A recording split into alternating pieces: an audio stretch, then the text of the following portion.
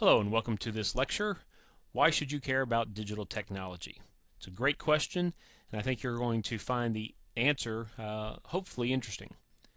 As a premise, let me state this as an axiom, as a belief that you can choose to disagree with, but I think it's worth considering, is this statement: all technologies are disruptive. Going all the way back to the wheel, and that premise is the gist behind this cartoon, where we see the construction of a wheel. The guy who makes the wheel, probably one of the greatest inventions of all time that has one of the most impacts on society as a whole, and we see people resisting that technology. Why? Any number of reasons people might resist technology. It creates a change that they're not comfortable with. It shifts the power in terms of how things work in a societal standpoint, from a business standpoint, or the equivalent, whatever commerce equivalent there might have been in society at that time, standings within the tribe and so on. Technologies are disruptive, but one of the things to also understand is that there are always people who benefit and people who lose from the technology. There are people on the positive side of it, both positive in the sense of supporting the technology and also positive from the sense of benefiting from the technology, and there are people on the negative side of any change resulting change about technology, negative in the side that they are against it, protesting it, and also negative in the perspective that they are being negatively impacted. They're being harmed even by the technology. As a whole, all the technologies, rising water raises all boats, the saying goes, which means to say that everyone benefits and everyone's impacted by it. Society as a whole benefits from technology as a whole, but on individual basis, on micro basis, on case by case, you will find that there are losers, or there are people on the negative side, people that do not benefit. But that's just from that particular technology. The other technologies, improvements in crop growth, improvements in communication, improvements in life expectancy, all these things, even the person who loses his job in a factory because of a computer is benefiting from the other technology changes that are occurring in his lifetime, where he has more food, better medicine, better life expectancy, and so on. But individual technologies are disruptive on a case-by-case basis, and there are winners and there are losers. So it's an interesting concept to think about. A classic example of this is the buggy whip. In the early 1900s, the primary means of locomotion, of moving from place to place, was still a horse-drawn carriage, but it was starting to drop. Now, there were industries built around horse-drawn carriages, including the buggy whip, the thing you would use to snap it and make the horse move faster. Well, buggy whip sales eventually started dropping when automobiles started replacing buggies and horse-drawn carriages. It didn't matter what type of buggy whip you were making. It didn't matter the color you were using of your buggy whip. It didn't matter the type of leather you used on the handle or the type of leather you used for the whip. It didn't matter your price versus your competitor's price in the buggy whip industry. The industry as a whole was impacted by the change from buggy whips and horse-drawn carriages to motorized movement in automobiles. Now, there are still buggy whips that are handmade today. Amish people and people who are resistant of motorized technology, they want to have horse-drawn carriages. People that want a horse-drawn carriage just for the aesthetic look and feel of it and the pleasure of having a horse-drawn carriage. They still have buggy whips and the saddles and the bridles and all the things that are necessary for that. But the industry is not nearly the size that it was 100 years ago, 120 years ago. So those people who used to have jobs manufacturing buggy whips on a large scale, they have had to be retrained and do something else. Let me give you another example that's not as common as the buggy whip.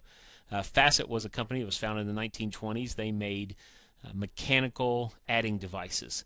And just like an old rotary phone that you would spin the dial to dial a number, these mechanical devices, as you would press the levers there, it would rotate gears inside of the device, and how far the gear rotated would represent one number or another, and as you pull a lever, it would make a mechanized calculation and come up with results.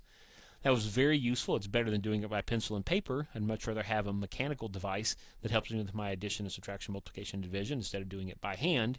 And by the 1960s, Facet was a company that was dominating business and corporation market space. They were doing very well with their mechanical devices. However, 20 years later, Facet went out of business, and most of the sales, not just of this particular company, but like buggy whips, all sales of mechanical adding devices, they just completely went the way of the buggy whip. Why is that?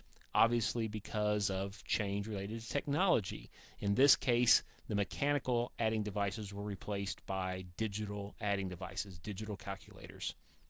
Now, this isn't the story of Intel, the company that makes microprocessors. Even today, they still make microprocessors in our computers. We say Intel inside, the Pentium chips, and so on.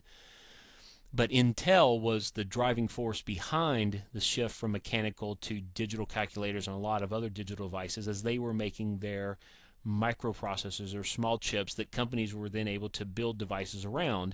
And one company that built an electronic device around an Intel chip was the company called MITS.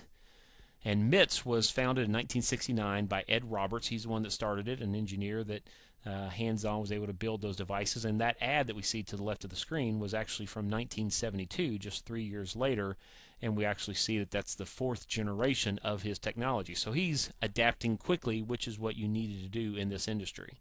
As quickly as he was adapting, though, he was still struggled from the fact that large companies like Texas Instruments came out with their own devices, and they had the force of a large company and the buying power that creates and the relationships and the distribution markets, and they were able to outsell the MITS electronic computers. So the question comes up, whatever happened to MITS and to Ed Roberts? And a couple of things could have happened. He could have gone the way of the buggy whip if he had refused to change, or he could have said, well, what do I need to do differently? How do I take advantage of what's going on? And he actually did the latter. His company, MITS, was the first company to come out with a personal computer kit. As Intel was making these processors available, people realized that it was not science fiction, but it was just a matter of science that you would be able to build your own personal computer for $500 or $1,000, which was a lot of money at that time. But still, it was a realistic dream. Computers were primarily owned by businesses and universities, and they were very expensive. And the idea of having a machine that one person was dedicated to one person's use was something that they saw it on the horizon, but being able to build it was not very frequent. And the Altair in 1975 was the first kit designed to be sold to a hobbyist that he could or she could then put the pieces together and have his or her own first personal computer. So that's 1975. Another interesting story about MITS is that Paul Allen worked for MITS. He was one of the vice presidents doing software, and Bill Gates, who was still a student at Harvard at the time, worked some for MITS as well in the summers. And Paul Allen and Bill Gates had already founded Microsoft at that point, and Microsoft was selling software, basic programming language, to MITS to include with bundles of their sales of their computers. So Paul Allen and Bill Gates and Microsoft has a connection to MITS. This idea of a hobbyist computer, MITS wasn't the only company to be doing this. Another company that you may have heard of called Apple, they had their hobbyist kit that they were making available, the Apple I, and this is something you could purchase from Apple at that time. And again, it was a lot of hands-on, designed more for hobbyists than somebody taking it out of a box and being able to have a computer that's already put together, not having to solder pieces together. How long did it take until you could buy a personal computer that was pre-assembled? Well, actually not very long. The Apple II came out in 1977. It had a monitor, it had a keyboard, and things were put together. I don't think that picture is from the 1977 version of the Apple II, but that is a picture from the Apple II. You can see it, the label there on the screen. 1977, there were two other companies that came out with computers that were mostly pre-assembled and ready to go. TRS-80, Tandy Corporation, and the Commodore PET personal computer. So these are happening in 1977, and we're actually just about to see the explosion of the personal computer market. IBM came out with their personal computer in 1980, and the Macintosh came out in 1984. So we're seeing this is a very fast-paced, fast-changing industry. So whatever happened to Ed Roberts, you might be asking? Whatever happened to Bill Gates and Paul Allen? Whatever happened to Apple? Whatever happened to the personal computer? Those last three, Microsoft, Apple, and the personal computer, are things that we'll talk about in some other lectures in the future. But I will go ahead and tell you the rest of the story for Ed Roberts, at least as far as in this context. He sold MITS to another company and personally made a profit of about $2 million. He moved to Georgia, where he grew up, and became a medical doctor. And then he practiced medicine there in a small town of about 4,000 people. So he chose to kind of have a simple life where change wasn't happening quite so quickly. And yet, even I'm sure, in the medicine field, there were lots of changes during his time practicing there. Changes in medicine, changes in medical equipment that he used, changes in procedures and technology. Those are all technologies and directly, and then technologies that help produce better practices. But the pace of those changes was a little shorter and a little slower probably than the pace of what was happening in the story of Apple, Microsoft, and the personal computer. The point of this story and the buggy whip story is that change is constant result of technology. Technology results in change. And when there's changes, there are people who benefit from that change, who have a positive reaction to it and a positive result, and there are people who have a negative reaction to it and a negative result. And you want to be on the positive side. You want to realize that change is happening around you, look at it, and adapt to it. So let me just give you real quick here 7 more quick examples of where technology is making a change. In the music field, it used to be cassette tapes and 8-track tapes were very common. They used a magnetic technology where you actually had magnetic material written on the ribbon paper that would wind inside the case. That has been completely replaced by digital technology, where the information is stored as ones and zeros, and it's read on optical devices or in a memory card like a USB card or something like that on an iPod device. Another place where we've seen change in technology that's right in front of our eyes that we don't necessarily think about is the area of photography. There's a number of examples I could have used for old film-based photography to show this example, but I always like the Polaroid camera where you press the button and the picture comes right out and you develop it.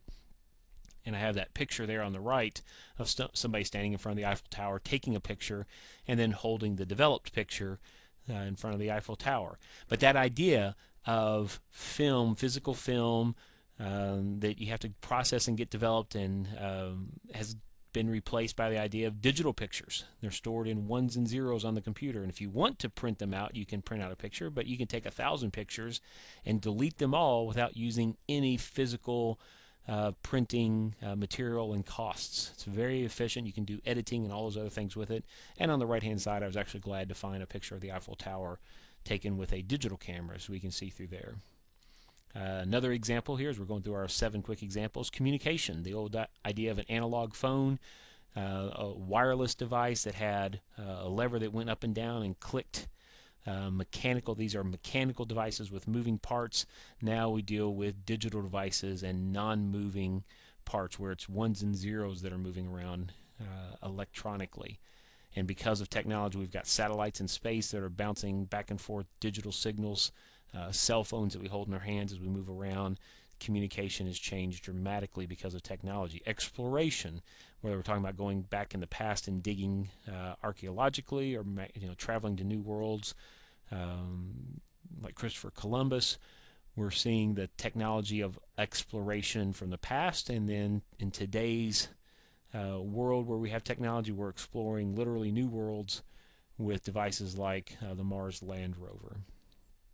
Print media is a big area that's changed. This is one of the things that people will recognize typically on their own. They'll talk about how newspapers are going out of business. At least those that aren't adapting to change are going out of business because people are not buying print newspaper, which only comes out once a day.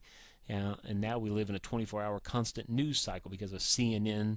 Another news sites, pick your news site, USA Today for lighthearted news, political news, more slanted news on both sides, Fox News and Drudge Report, and whatever the sites are that you choose to watch, you get that information updated on a regular basis, not just once every 24 hours, but every 30 seconds it gets updated. So the sales of print newspapers are going down dramatically, and print newspapers are closing by the droves. Now, those that are staying open are adapting to technology, and they're having things like the Washington Post, which is one of the ones that I like to keep up with because I like the Redskins as a football team and because I like our nation's news. That's one of the sites that I go to, but they are surviving because in addition to their print paper, they are doing a lot of online sales and advertising and profits.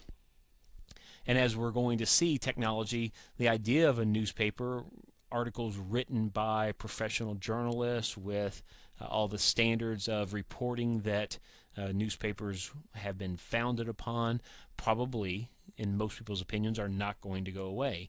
But the means of distributing that information is probably going to change to where we'll have electronic devices. We don't have to run the news article through a printing press and all that. You can immediately, as soon as you write the article, you can post it, and it can be available on the web, or it can be available on your reading device, whatever it is.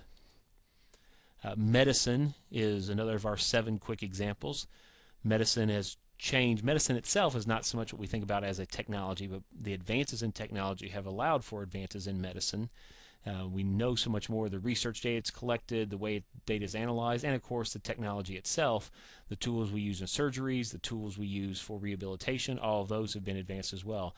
This picture is an artist's rendition of a possible future technology, nanotechnology, devices that are built at the atomic level, much smaller than human eyes can see. This picture shows an artist's rendition of nanobots in the bloodstream.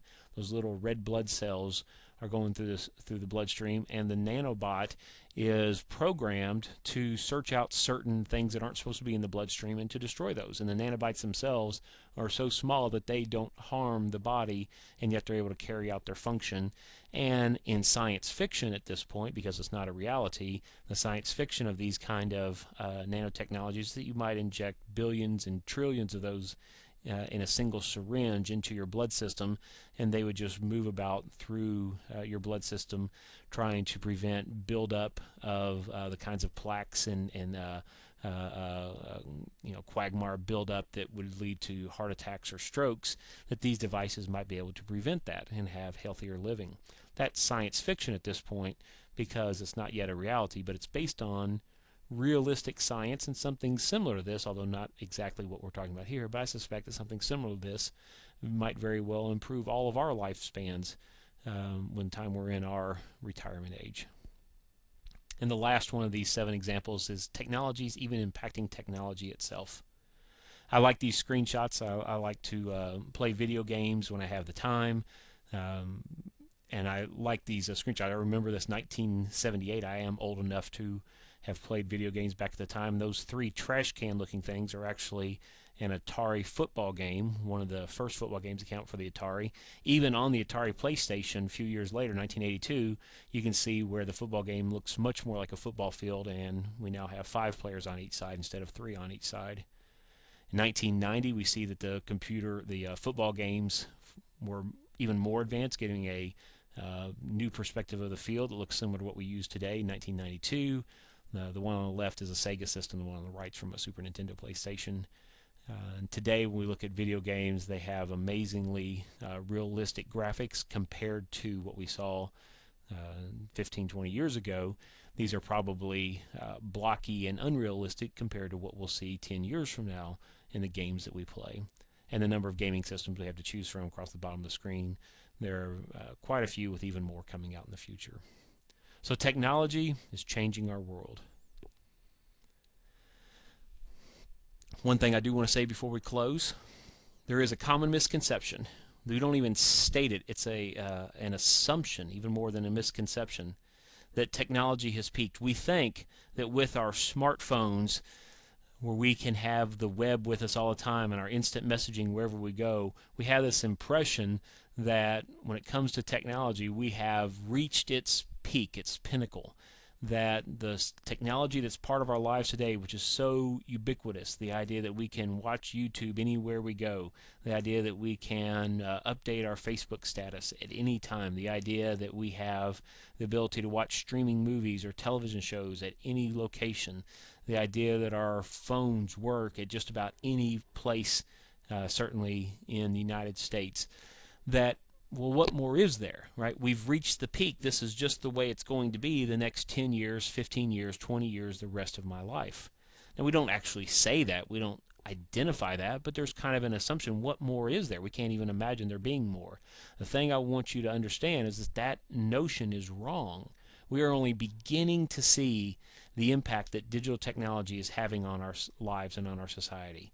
In fact, if we were using it as an analogy, we've just begun to climb the mountain that is the change that technology will have in our lifetime. A lot has happened over the last 40 years, the last 20 years, but even more will happen over the next 20 and 40 years because the rate of change of technology is actually increasing. It's not even staying steady. So we are going to see lots and lots of change, and when there's change, there are winners and losers, positive and negative reactors to technology, and the positive reactors are who you want to be. You want to keep your eyes open for the change of technology, and you want to keep your eyes open for the possibilities that result from the change in technology. So back to our original question, why do you care? Why should you care about digital technology? The answer is because it's changing your world. It's changing your life, your hobby, your careers, your society, your future is changing because of technology, and you want to be mindful of that. And I hope that this presentation will help you think about the change that's happening around you.